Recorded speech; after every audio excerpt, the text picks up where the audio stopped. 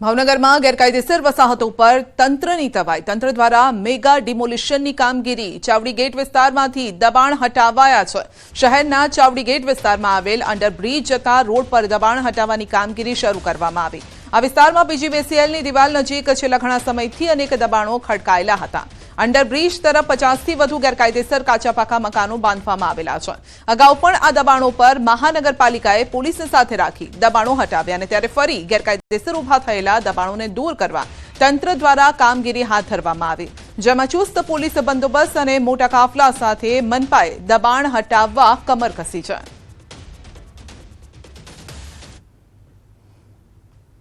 Police સ્ટેશનના Chawdi gate વિસ્તારમાં આજે મેગા ડિમોલિશનની કામગીરી હાથ ધરવામાં આવેલી છે, જેમાં પોલીસ દ્વારા કોર્પોરેશનના અધિકારીશ્રીઓને આ વિસ્તારના જે ગુનેગારો તેમજ અસામાજિક તત્વોની એક યાદી પાઠવવામાં આવેલી, જેના ભાગરૂપે આજે કોર્પોરેશનના અધિકારી અને તેની ડિમોલિશન ટીમ સાથે તેમજ પોલીસના પ્રોટેક્શન સાથે આજે મેગા ડિમોલિશનની કામગીરી હાલમાં ચાલુ છે.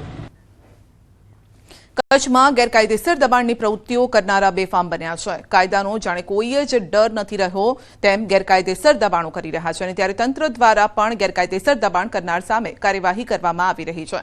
ગેરકાયદેસર બાંધકામ પર બુલડોઝર ફેરવવામાં આવી રહ્યું છે અને સાથે જ અસામાજિક તત્વોના ગેરકાયદેસર બાંધકામો પર દૂર કરવામાં આવી રહ્યા છે. સરકારી જમીનો પર ગેરકાયદેસર બાંધકામો કર્યા હોય તેનું જિલ્લા વહીવટીતંત્રએ લિસ્ટ તૈયાર કર્યું છે. આગામી 15 એપ્રિલથી દબાણો હટાવવા ઝુંબેશ શરૂ કરાશે. ગાંધીધામ મનપાએ 200 જેટલા ગેરકાયદેસર બાંધકામો દૂર કર્યા, જ્યારે કે 50 જેટલા દબાણકારોને સ્વેચ્છાએ દબાણ દૂર કરવા માટે નોટિસ પાઠવી.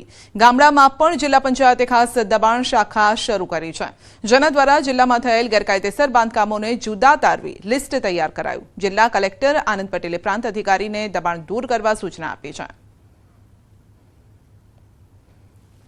આ પ્રકારની સરકારી જમીન ઉપરના દબાણો હોય કે સ્વેચ્છાએ હટાવવામાં આવે એ ચોક્કસપણે ઇચ્છનીય છે અને આમ છતાં પણ ક્યાંક આ રીતનું ન હોય તો વહીવટીતંત્રએ તબક્કાવાર એનું આયોજન કરી અને હટાવવાના રહે છે.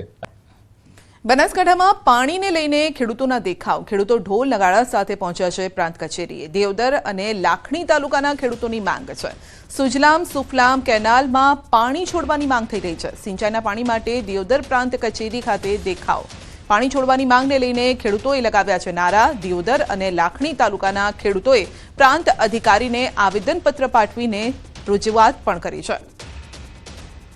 તો દિયોદર લાખણી તાલુકાના ખેડૂતોની માંગ છે સુજલામ સુફલામ કેનાલમાં પાણી છોડવામાં આવે.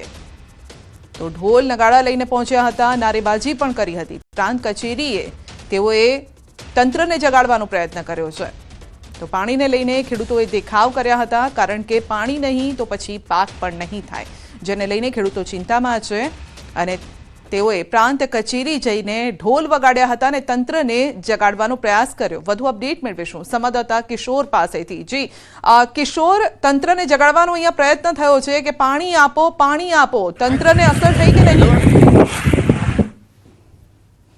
જે પાણીની માંગ સાથે ઢોલ નગારા લઈને જે પ્રાંત કચેરીએ પહોંચ્યા છે અને સુજલામ સુફલામ કેનાલમાં જે પાણી જે 30 માર્ચથી જે બંધ કરવામાં આવ્યું છે તે પાણી ફરી શરૂ કરવા માટેની જે માંગ છે તે ખેડૂતો કરી રહ્યા છે. ખેડૂતોની માંગ છે કે ચાંગા પમ્પિંગ સ્ટેશનથી સુજલામ સુફલામ કેનાલમાં જો પાણી છોડવામાં આવે તો દિયોદર અને લાખણી તાલુકાના જે ગ્રામીણ વિસ્તારો છે ત્યાંના ખેડૂતોને પોતાના પાકના પિયત માટે પાણી મળી રહે, પરંતુ વહીવટી તંત્ર દ્વારા પાણી છોડવામાં નથી આવી રહ્યું. તેને લઈને ખેડૂતો ઢોલ નગારા સાથે દિયોદર પ્રાંત કચેરી પહોંચ્યા હતા અને દિયોદર પ્રાંત અધિકારીને આવેદનપત્ર પાઠવીને માંગ કરી છે કે ચાંગા પમ્પિંગ સ્ટેશનથી સુજલામ સુફલામ જે કેનાલ છે તેમાં પાણી છોડવામાં આવે.